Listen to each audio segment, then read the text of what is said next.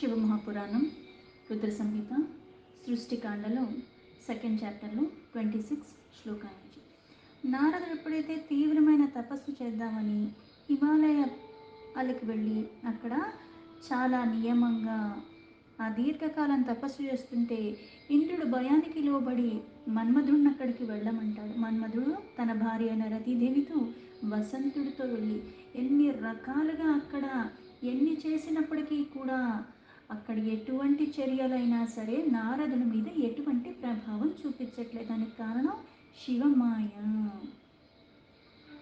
ఇలా ఎక్కడా లోబడకుండా ఉండటం అన్నీ చూసి ఇంకా ఎన్ని చేసినా విఫలమవుతున్నాడని మళ్ళీ ఇంద్రుడి దగ్గరికి వెళ్ళిపోవటం, ఆ ఇంద్రుడికి చెప్పగా అక్కడి నుంచి సెలవు తీసుకుని మన్మధుడు వెళ్ళిపోతాడు. ఇంద్రుడికి ఆశ్చర్యం వేస్తుంది. నారదుడు చాలా గొప్ప తపస్సు చేస్తున్నాడు అనుకుంటాడు. నారదోపి చిరం తస్థౌ తత్రేషానుగ్రహేణ పూర్ణమత్వా తపస్తస్త్వం విరరామ తతో ముని. భగవంతుడైన శంకరుడు యొక్క కృప ద్వారానే ఇలా చిరకాలం దాకా తపస్సు చేసుకోవటానికి ఆ మన్మధుడు యొక్క ప్రభావం పడకుండా ఉండటానికి అన్నది విస్మరిస్తాడు. ఇదేదో నా వల్లే అవుతుంది అనుకుంటాడు. చివరికి తను ఎంతవరకు అయితే చేద్దాం అనుకున్నాడో ఆ తపస్సు అంతవరకు చేసుకుని తర్వాత ఆ తపస్సు నుంచి అక్కడి నుంచి ఆ ప్రదేశం నుంచి కూడా తను అన్నిటినీ సంపూర్ణంగా జయించాడని, తన తపస్సు పూర్ణమైపోయిందని ఆ స్థలం విడిచి వెళ్ళిపోతాడు. కామార్జయం నిజం మత్వా గర్వితో ఆభూన్మునీశ్వరః వృత్తేవా విజ్ఞజ్ఞానః శివమాయా విమోహితః. ఇక్కడ తపస్సు అయితే అయిపోయింది. ఏదైతే మన్మధుడు తన భార్య అలాగే వసంతుడితో వచ్చి ఎన్ని రకాలుగా చేసినా చలించకుండా చాలా స్థిరంగా ఉండి ఆ తపస్సు చేసుకున్నానని మళ్ళీ గర్వానికి లోనవుతాడు. అందుకే కామదేవుడి మీద నేను విజయాన్ని పొందాను అనుకుని నారదుడు గర్వానికి లోబడతాడు. అసలు కారణాన్ని తెలుసుకోలేడు. అది పరమాత్మ యొక్క కృప కారణంగానే ఏ ప్రదేశంలో అయితే మన్మధుడిని భస్మం చేశాడో ఆ ప్రదేశంలో మన్మధుడి ప్రభావం చూపించని కారణంగా ఆ ప్రదేశంలోనే తపస్సు చేస్తున్నాడు నారదుడు. దానివల్ల అతనికి ఎటువంటి ప్రభావం మన్మధుడు ఎన్ని రకాలుగా చేసినా పడలేదు అన్నది తను గ్రహించలేకపోయాడు. కానీ గర్వానికి లోనేడా నేను ఎంత గొప్పవాడిని, మన్మధుడిని జయించేశాను అని. శివమాయ కారణంగానే ఆ మోహానికి లోబడిపోయాడు. ఇలాగా ఇటువంటివన్నీ కూడా తనకి గర్వాన్ని తీసుకొచ్చాయి. ధన్య ధన్య మహామాయ శాంభవి ముని సత్తమాః తద్గతిం నహి పశ్యంతి విష్ణు బ్రహ్మాదయోపి. ఓ మునిశ్రేష్ఠ, ఆ పరమాత్ముడొక్క ఆ పరమశివుడొక్క మహామాయ ఎంతో ధన్యమైనది. బ్రహ్మ విష్ణు ఇలా వాళ్ళందరూ గతి ఇంకా ఎలాగా అంటే బ్రహ్మైనా విష్ణువైనా సరే ఆ మోహానికి పడినట్టుగా ఆ భ్రమలకి లోబడినట్టుగా ఇక్కడ లీలగా పరమాత్మ చెప్పేది ఏంటి అంటే, ఇప్పుడు మాయామోహాలకి సృష్టిలో ఉన్న ప్రతి ఒక్కళ్ళు లోబడిపోతారు కాబట్టి పరమాత్మ ఒక్కడే మాయని తన ఆధీనంలో పెట్టుకున్నవాడు. ఇక్కడ బ్రహ్మలకి మనం ఎందుకు లోబడతామంటే బ్రహ్మ రూపంలో ఉన్నది పరమాత్మే, విష్ణు రూపంలో ఉన్నది పరమాత్మే, రుద్ర రూపంలో ఉన్న అంటే సృష్టికి పోషణకి లయానికి కారణమైన ఆ పరమాత్మ ఆయా రూపాల్లో ఉన్నట్టుగా పరిమితిగా ఉన్నట్టుగా ఆయా రూపాల్లో కొన్ని మోహాలకి లోబడినట్టుగా కనిపించినంత మాత్రాన మనం ఎలా మోహానికి లోబడిపోతున్నా అవి కూడా అలాగే అనుకోవటం మళ్ళీ అజ్ఞానము. అది లీలగా చేస్తున్నాడు. కొన్ని సందర్భంలో కోపానికి ఇంకో దానికి లోబడినట్టుగా కనిపించినప్పటికీ కూడా దాని ప్రభావం వాళ్ళ మీద ఉండదు, కానీ దాని ప్రభావం మన మీద చాలా తీవ్రంగా ఉంటుంది. మనము పడిన మోహానికి వాళ్ళు పడిన మోహానికి చాలా తేడా ఉన్నది. ఈ మహామాయ అన్నది అంతా ఆవరించి ఉన్నది. దాన్ని ఎవరూ కూడా అధిగమించలేరు పరమాత్మ తప్ప. తయా సమ్మోహితో అతీవ నారదో ముని సత్తమః కైలాసం ప్రయయో శీఘ్రం స్వవృత్తం గదితుం మధి. అంటే నేను అసలు ఆ మన్మధుడినే జయించేశాను అని ఇక్కడ తపస్సు పూర్ణమైపోయింది. ఆ మన్మధుడిని జయించాను. ఈ మాయకి లోబడిపోయాడు. అందుకుని ఇక్కడ మునిల్లో శిరోమణి అయిన నారదుడు గర్వంతో, ఎందుకంటే కాముడినే నేను విజయాన్ని పొందగలిగాను, కాముడు యొక్క మోహాలకి నేను లోబడలేదు అని అనుకున్నాడు. కానీ ఇక్కడ శివమాయ అన్నదానికి లోబడిపోయాడు అన్నది గుర్తించుకోలేకపోయాడు. అందుకుని ఇది నేను చెప్పాలి అంటే నేను చెప్తే తెలిసి నేను చెప్పకపోతే పరమాత్మకి తెలియదా అన్న సూక్ష్మాన్ని కూడా విస్మరిస్తూ ఉంటాము. అందుకని వృత్తాంతాన్ని నేనే వెళ్ళి ఆ కైలాస పర్వతం దగ్గర ఆ పరమేశ్వరుడికి చెప్పాలి అనుకున్నాడు. నేను జయించేశాను అని. ఎలా అయితే చిన్నపిల్లవాడు స్కూల్లో ఏదో ఘనకార్యం చేసి వస్తాడు. ఎలా అయితే మనకి చాలా ఎక్కువగా వినిపిస్తూ ఉంటుంది. రన్నింగ్ రేస్‌లో ఫస్ట్ వచ్చానని ఇంటికొచ్చి చెప్తాడు. పిల్లవాడు ఆనందంగా చెప్తాడు. ఆ! చాలా చేశావు నాయనా, ఎంతమంది ఉన్నారంటే ఇద్దరే ఉన్నారంటాడు. అలాగా అంటే వాళ్ళకది ఎక్కువ. వాడి పరిమితి అంతే. వాడికి అంతకన్నా అర్థం కాదు. వచ్చిందా లేదా అన్న ఆరాటం. అది చెప్పాలి. అదేదో గొప్ప పని నేను చేశానన్న అనుభవంలోకొచ్చాడు. అలాగే ఇక్కడ నేను కాముడిని జయించానని చెప్పటానికి ఆ కైలాస పర్వతం దగ్గరికి, ఆ పరమేశ్వరుడి దగ్గరికి వెళ్ళిపోయాడు. మాయకి లోబడినవాడు. అందుకు నా వృత్తాంతాన్ని ఆయన దగ్గరికెళ్ళి విన్నవించాలనుకున్నాడు. రుద్రం నత్వా బ్రవీత్ సర్వా స్వావృత్తం గర్వవాన్ మునిః మత్వాత్మానం మహాత్మానం స్వప్రభుజ్య స్మరజ్జయం. ఆ రుద్రుడి దగ్గరికి వెళ్ళాడు. ఆయనకి నమస్కరించి చాలా గర్వంతో ఆ ముని ఇలా చెప్పాడు. మహాత్మా ప్రభు, నేను మన్మధుణ్ణి జయించేశాను అని అక్కడ తన మనసులో ఉన్న వృత్తాంతాన్ని కూడా చెప్పడానికి పూనుకున్నాడు. తచ్చుత్వా శంకర ప్రాహ నారదం భక్తవత్సల స్వమాయ మోహితం హిత్వా నభిజ్ఞం భ్రష్టచేతసం. ఆ వృత్తాంతం తన ఉన్నాడు. విన్న తర్వాత భక్తవత్సల్యుడు కానీ విదయ గర్వంతో ఉన్నాడు. కాముణ్ణి జయించేశాను అనుకుని చాలా గర్వంగా ఆయన దగ్గరికి వెళ్ళి ఇవంతా చెప్పేశాడు. కానీ పరమాత్మ ఎవరు? భక్త వాత్సల్యుడు. నీలో స్వల్పంగా భక్తున్నా సరే అపారంగా కృప అన్నది కురిపిస్తూ ఉంటాడు. శివమాయ కారణంగానే నేను దానికి లోబడలేదన్నది అర్థం చేసుకోలేకుండా ఆయనకు ఆ వృత్తాంతాన్ని చాలా ఆనందంగా చెప్పేసుకుంటున్నాడు. అదంతా విన్న తర్వాత ఆ రుద్రుడు మళ్ళీ నారదుడితో చెప్తున్నాడు. రుద్ర ఉవాచ హే తాత నారద ప్రాజ్ఞ ధన్యస్వం శృణు మధ్వజః వచ్యమేవం న కుత్రాపి హరేరగ్రే విశేషతః. రుద్రుడు మళ్ళీ నారదుడు ఇలా అన్నాడు. ఓ నారద, ఓ ప్రాజ్ఞ, ఇక్కడ జ్ఞానంతో ఉన్నవాడివి. ఎంత జ్ఞానం ఉన్నా సరే ఒక్కసారి మనకి కొన్ని వికారాలు వచ్చినప్పుడు ఏమవుతుందంటే మళ్ళీ మాయామోహాలకి లోబడిపోతూనే ఉంటాము. ఆ వివేకాన్ని కోల్పోతాము. నువ్వు నిజంగా ధన్యుడివి. అయితే నేను చెప్పేది ఒకటి జాగ్రత్తగా విను. ఇప్పుడు నా దగ్గరికి ఏదైతే వచ్చి నువ్వు విశేషంగా ఇవన్నీ చెప్పావో, ఇవన్నీ మళ్ళీ నువ్వు విష్ణు దగ్గరికి వెళ్ళి మాత్రం ఈ చర్చ ఇంకెక్కడా చెయ్యకు. అలాగే విశేషంగా విష్ణు దగ్గరికి వెళ్ళి ఇది మాత్రం చెప్పకు అని చెప్పాడు. ఉచ్యమానోపి న బ్రూయః స్వావృత్తం మే యదుక్తవాన్ గోప్యం గోప్యం సర్వతా హి నైవ వాచ్యం కథాచన. ఎందుకంటే నా ఎదుట చెప్పిన మాటలు ఇంకెక్కడా చెప్పకు, చర్చించకు. ఇతరులు ఎవరు కూడా నువ్వు ఇది చర్చించకు. ఎందుకంటే ఇది సిద్ధికి సంబంధించిన విషయం. పైగా ఇది అందరికీ చెప్పేది కదా, చాలా గోప్యంగా ఉంచవలసినది. అందుకే ఎక్కడ పడితే ఎక్కడ, ఎలా పడితే అలా దాన్ని ప్రకటించకూడదు. నువ్వు నాకు చాలా ప్రియమైన వాడివి కనుకే నీకు ఇంత గట్టిగా బోధిస్తున్నాను. సిద్ధికి సంబంధించే విషయాలు మనం ఏమి ప్రపంచానికి చాటు వేసుకుని చెప్పక్కర్లేదు. అది చెప్పాల్సిన అవసరం కూడా లేదు. శాస్మ్యాయహం త్వం విశేషేణ మమ ప్రియతమో భవాన్ విష్ణుభక్తో యతస్త్వం హి తద్భక్తో అతీవ మే అనుగః. ఇలా నాకు నువ్వు చాలా ప్రియమైనవాడు కాబట్టి ఇక్కడిని నీకు మళ్ళీ అందుకే మళ్ళీ ఖచ్చితంగా చెప్తున్నాను.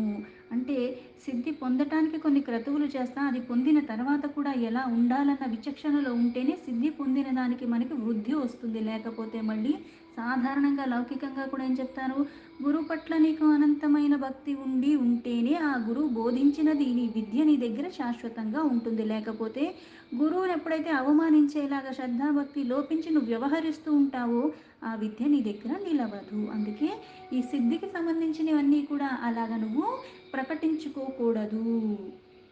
అది గుప్తంగా ఉంచాలి. ఆ ఉంచదగినవి ఉంచటం అన్నది ప్రకటించుకోకూడదు. అందుకే నీకు విశేషంగా చెప్తున్నాను అని చెప్పాడు. అలాగే నువ్వు విష్ణు యొక్క భక్తుడివి. ఆయన భక్తుడే కాబట్టి ఇంకా నాకు అత్యంత ప్రియమైన వాడు కాబట్టి నీకు నేను హితమయ్యమని ఈ మాటలు చెప్తున్నాను.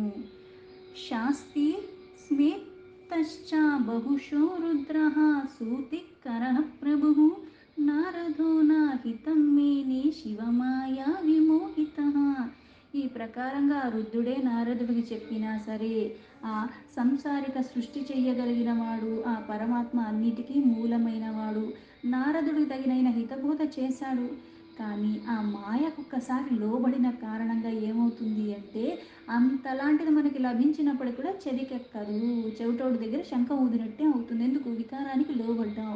అందుకే వికారాలకి లోబడకుండా ఉండాలంటే మనకేం చెప్పారు? నిత్యము నైమితికము అన్ని కొన్ని క్రతువులు పెట్టారు. చేయవలసిన విధానంగా రోజు నువ్వు చేసుకుంటూ ఉంటేనే ఆ మాలిన్యాన్ని తొలగించుకోగలవు, కొత్తవి అంటించుకోకుండా ఉండగలవు. లేకపోతే ఒక్క క్షణం చాలు వాటికి లోబడిపోవటానికి. ఇంత చెప్పినా సరే ఆ మాయకి లోబడిపోయిన కారణంగా అది ఎక్కలేదు. ప్రబల భావిని కర్మగతిర్జ్ఞేయ విచక్షణేహ నా నివార్య జనేహ కేచిదపిచ్చ శైవ శాంకరి.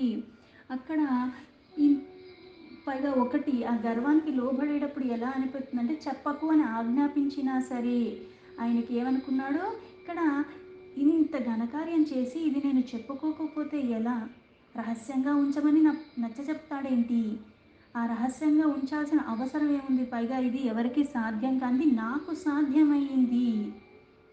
అందుకని అది హితకరమైన వచనాలు చెప్పినప్పటికీ కూడా పరమాత్మ అంత ప్రీతితో చెప్పినా సరే అవి చెవికి ఎక్కలేదు. అందుకే ఇచ్ఛానుసారంగా బుద్ధి ఏమైంది, ఒకసారి మోహానికి లోబడిన కారణంగా ఎటువంటి బలవంతుడైనా సరే ఇంత బతుకు బతికి మనకి ఏం చెప్తారు సామెతలు, ఇంటెనకలు చచ్చాడని. ఎందుకు అంటే ఒక్క భావన చాలు, ఒక్క కోరిక చాలు పతనమైపోవటానికి. ఇంత హితకరమైన వచనాలు చెప్పవలసిన సమయంలో చెప్పినా సరే ఇక్కడ అవి తిరస్కరించేలాగే ఉన్నాడు. తతః స మునివర్యోహి బ్రహ్మలోకం జగామః విద్యుం నత్వా బ్రవిత్ కామజయం స్వాస్యం తపోబలాత్. వెంటనే ఆ ముని శిరోమణి ఇంకెక్కడా చెప్పకని చెప్పినా సరే మళ్ళీ వెళ్ళాడు నారదుడు తన తండ్రి అయిన బ్రహ్మలోకానికి వెళ్ళి ఆ బ్రహ్మకి నమస్కరించి మళ్ళీ తన తపోబలంతో ఎంత చక్కగా తపస్సు చేసుకోవటమే కాకుండా ఆ మన్మధుడిని కూడా జయించాను అని చాలా చక్కగా ఆయనకు కూడా చెప్పుకున్నాడు. తథా కార్య విధి సూత స్మృత్వా శంభుర్ పదాంబుజం విజ్ఞాయ కారణం సర్వం నిషిషేధ సుతం తథా. అక్కడ నారదుడుకు మాటలు విని బ్రహ్మ కూడా ఆయన్ని మళ్ళీ ఒక్కసారిగా పరమేశ్వరు యొక్క చరణాల్ని స్మరించి ఆయనకి మళ్ళీ ఆ పుత్రుడి మీద వాత్సల్యం ఉన్నా సరే పుత్రుడు చెప్పిందంతా విని మళ్ళీ పుత్రుడికి అదే విధంగా హితబోధ చేస్తున్నాడు. మేనే హితం నా విద్యుక్తం నారదో జ్ఞాని సత్తమః శివమాయా మోహితశ్చారూఢచిత్త మధాంకురుః. నారదుడు శివమాయలో మోహానికి లోబడిపోయి ఉన్నాడు. అందుకే ఆ చిత్తంలో కాస్త మధమన్న అంకురం అన్నది చిగురించింది. అందుకే జ్ఞానిలో శ్రేష్ఠుడైనప్పటికీ కూడా పరమేశ్వరుడు చెప్పాక కూడా మళ్ళీ దాన్ని తిరస్కరించగలిగాడు. అందుకే ఇక్కడ మళ్ళీ ఆ బ్రహ్మ కూడా మళ్ళీ అదే హితబోధ చేయటానికి పూనుకున్నాడు. శివేచ్ఛా యాదృశీ లోకే భవత్యేవ హి సా తథా తథాధీనం జగత్ సర్వం వచస్తన్యాం స్థితం యతః. ఈ లోకంలో ఏదైనా ఎలా అయితే మనకి శివేచ్ఛ లేదే చీమైనా కుట్టదు అంటాం, శివాజ్ఞ లేదే చీమైనా కుట్టదు అని. అంటే ఇప్పుడు నిజంగా చేసేవాళ్ళందరూ కూడా అడ్డదిడ్డంగా బోల్డ్ వ్యవహరిస్తున్నారంటే వాళ్ళందరికీ కూడా పరమేశ్వరుడు కూర్చుని ఇలా చేయి అని చెప్తున్నాడా అంటే పట్టుకోవాల్సిన విధానంగా ఇప్పుడు నేను చేతికి నూనె గిని రాసుకుని నాకు తాడు పట్టుకుని పైకి ఎక్కేద్దామంటే ఎంత ఎక్కుతాను, ఎంత ఎక్కగలను, ఎక్కలేను. నా చేతికున్న నూనెని తొలగించుకోవాలి. అక్కడ ఆధారంగా కొన్ని ఇచ్చాడు, దాన్ని పట్టుకుంటే ఉద్ధరింపబడతా పైకి లేవదీస్తానంటాడు. కానీ నువ్వు ఉండాల్సిన విధానంగా కూడా ఉండాలి కదా. మళ్ళీ ఆ విచక్షణ ఎవరిస్తారంటే పరమాత్మ ఇస్తాడు. కాకపోతే అన్నీ లభించినప్పుడు కూడా కళ్ళు మూసుకుని కూర్చోకుండా చెయ్యవలసిన విధానంగా నువ్వు చేస్తూ ఉండటానికి కాస్త నువ్వు ప్రేరణ పొందేలాగా ఉండాలి. కొన్ని వదిలించుకోవాలి. మళ్ళీ మాయామోహాలకి లోబడకుండా ఉండేలాగా నిర్ణయాన్ని తీసుకుని స్థిరత్వంతో ఉండాలి. కానీ ఇక్కడ ఆ మాయ అన్నది కూడా మళ్ళీ పరమాత్మ యొక్క ఇచ్చతోనే వచ్చింది. కానీ లోబడిపోయాడు. అంత తపస్సు చేసిన వాడే లోబడిపోయాడంటే మనలాంటి వాళ్ళు లోభానికి ఈ మోహానికి లోబడతాం అన్నది చాలా తేలిగ్గా పడిపోతూ ఉంటాము. అన్నీ పరమాత్మ యొక్క ఆధీనంలో ఉన్నాయి. ఆ మాటలు విని కూడా ఆ బంధనాల్లో మళ్ళీ మోహ కారణంగా బంధనాలు మళ్ళీ తొలగించుకోవటం చాలా కష్టము. నారదోతాయయో శీఘ్రం విష్ణులోకం వినష్టదిః మదంగాపురమనావృత్తం గదీతుం స్వాతధక్రతః. శివుడు చెప్పిందే బ్రహ్మ చెప్పాడు. అయినప్పటికీ కూడా ఆ అహంకారం అన్నది ఎప్పుడైతే వచ్చిందో ఇక్కడ కూడా అటు శివుడు మాటలు తిరస్కరించాడు, ఇక్కడ బ్రహ్మ మాట తిరస్కరించాడు. వెంటనే ఆ బుద్ధి ఏమైంది, ఈ మొత్తం వృత్తాంతాన్ని ఎలా అయినా సరే ఈ గర్వం అంటే నేను జయించాను, నాకు సాధ్యమైపోయింది అన్న ఇదిలో ఉన్నాడు.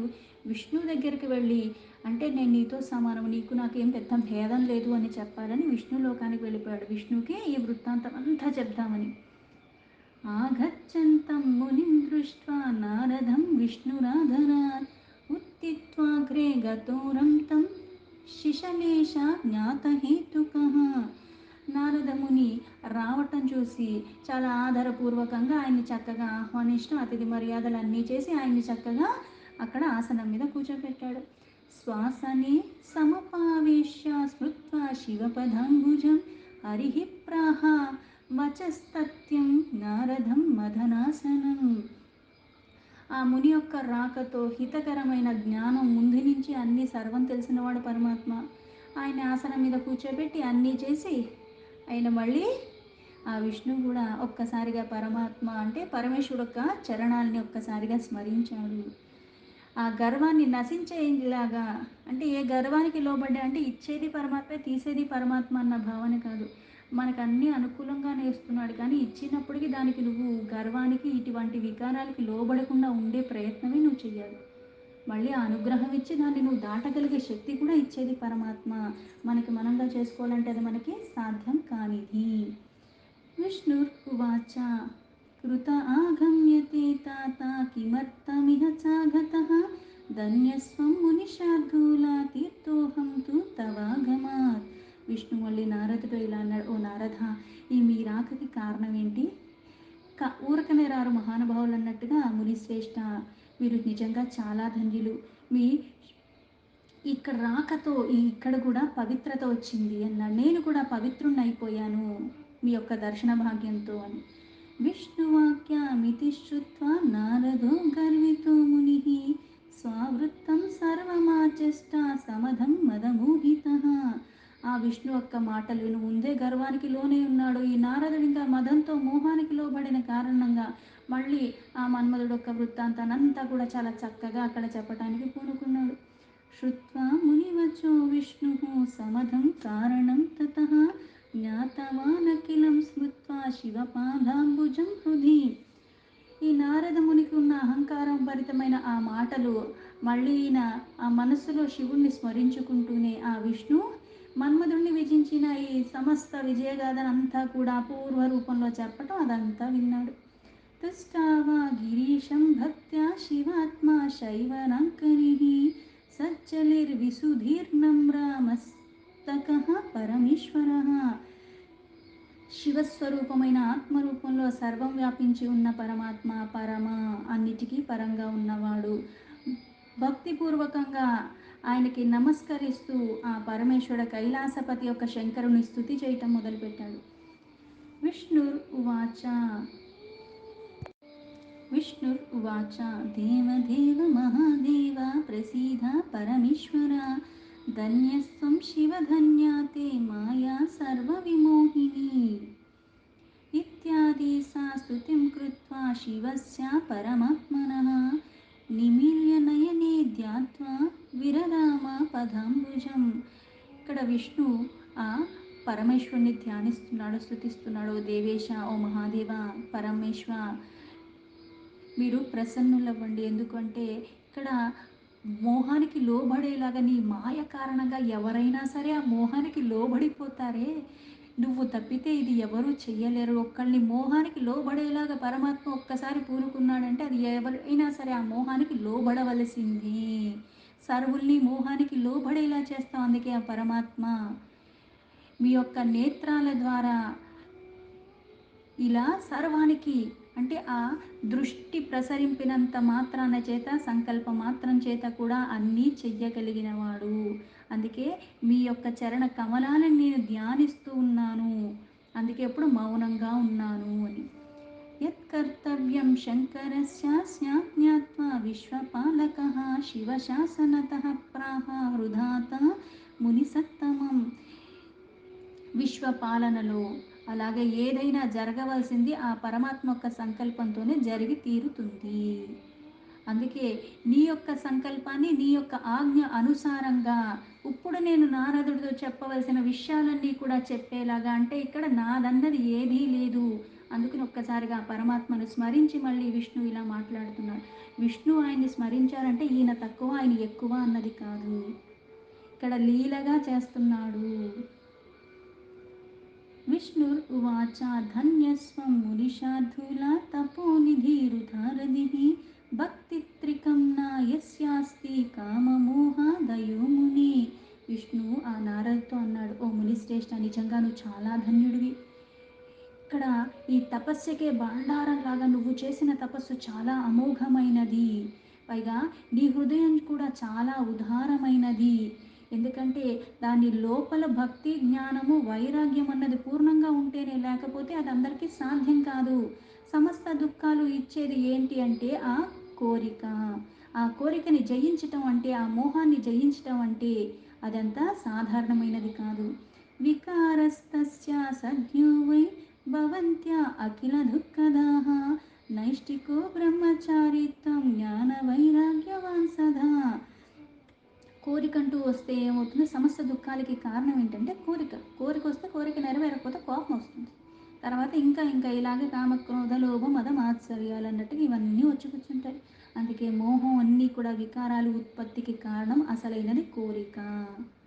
మీరు నిష్టగా ఈ బ్రహ్మచారిగా ఉంటూ సదా జ్ఞాన వైరాగ్యంలో యుక్తంగా ఉంటారు. అందుకే మీలో వికారాలన్నవి లేవు. అందుకే ఈ జన్మలోనే ఇక్కడ నిర్వికార అయిన శుద్ధ బుద్ధిమంతుడయ్యి మీరు అలా చెయ్యగలిగారు అని. కథం కామ వికారేస్య జన్మనా వికృతః సుధిః ఇత్యాదుక్తం వచో భూరి శ్రుత్వా సా మునిసత్తమః విజహాసా హృదానత్వా ప్రత్యువాచ వచో హరిం. ఇలా శ్రీహరి ఎప్పుడైతే ఇంత చక్కగా చెప్పేసరికి, ఆ మాటలు వినేసరికి నారదుడికి ఇంకా ఇంకా గట్టి గట్టిగా నవ్వుతుంటే, అసలు నేను కాబట్టి ఎంత గొప్పని, కాకపోతే అసలు విష్ణు కూడా నన్నే పొగుడుతున్నాడు అని మళ్ళీ ఇంత గర్వానికి లోనైపోయి నవ్వుకుంటూ మళ్ళీ విష్ణుతో నారదుడు ఇలా చెప్తున్నాడు. నారద ఉవాచ కిం ప్రభావః స్మరః స్వామిన్ కృపా యతస్తి తే మయి ఇత్యుక్త్వా హరిమానమ్య యయో యాదృచ్ఛకో మునిః. నారదుడు మళ్ళీ ఆ విష్ణుతో ఇలా అని చెప్పాడు, స్వామి, నిజంగా మీ కృప నా మీద ఉంటే, అంటే ఇప్పుడు నిజంగా మీ కృప ఉన్నంత వరకు కామదేవుడి ప్రభావం నా మీద ఎందుకు ఉంటుంది? నీ కృప వల్ల కదా అది నాకు సాధ్యమయ్యింది, అందుకే నేను అది జయించగలిగాను అని చెప్పి ఒకసారిగా విష్ణు యొక్క పాదాలని స్మరించుకుని ఆయనకి నమస్కరించి మళ్ళీ చక్కగా నారదముని అక్కడి నుంచి వెళ్ళిపోయాడు. దీంతో శివ మహాపురాణంలో రుద్ర సంహితలో సృష్టికాండలో 2nd చాప్టర్ సంపూర్ణం.